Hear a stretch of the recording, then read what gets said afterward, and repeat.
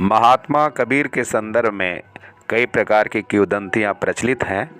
वे एक सिद्ध साधक और अखंड आस्थावादी भक्त थे। उन्होंने मानव मात्र को एकता के सूत्र में बांधने का प्रयास किया। कहा जाता है कि कबीरदास जी का जन्म एक विधवा ब्राह्मणी के गर्भ से हुआ था। उनका पालन पोषण मुसलमान परिवार में हुआ था।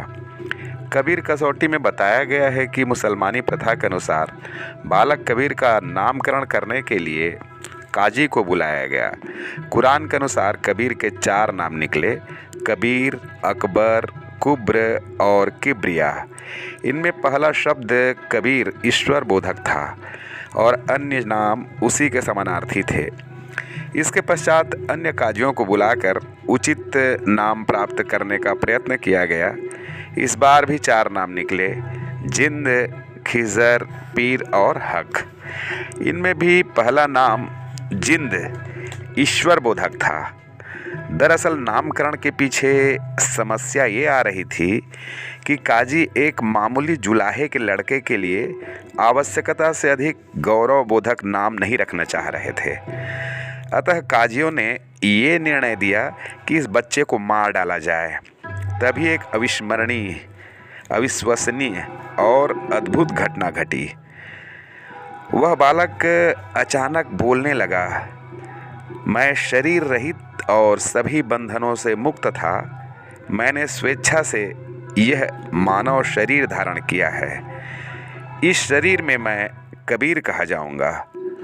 अर्थात कबीर का नामकरण उनके पालनकर्ता माता पिता द्वारा नहीं बल्कि स्वयं के द्वारा किया गया है।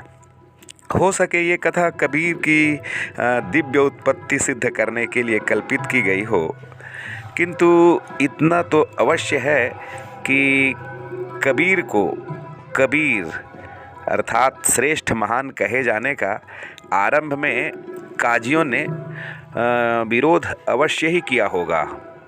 मुमकिन है आरंभ में उच्च वर्गीय लोग कबीर की उक्तियों को हीन दृष्टि से देख रहे हों और उन्हें कबीर अर्थात हल्की बात कहने वाला कहते रहे हों, किंतु बाद में उनकी भक्ति से प्रभावित होकर उन्हें कबीर अर्थात श्रेष्ठ महान कहने लगे हों।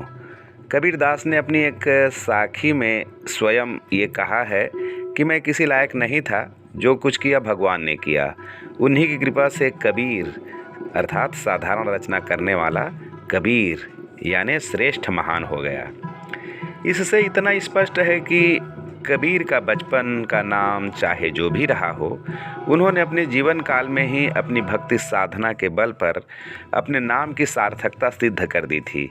ये संपूर्ण जानकारियाँ मैं आपको रामचंद्र तिवारी जी द्वारा लिखित कबीर मीमांसा पुस्तक के आधार पर दे रहा हूँ। अगर ये जानकारी आपको अच्छी लगे तो कृपया लाइक और सब्सक्राइब अवश्य करें। आप सबको चितरंजन चौहान का प्रणाम।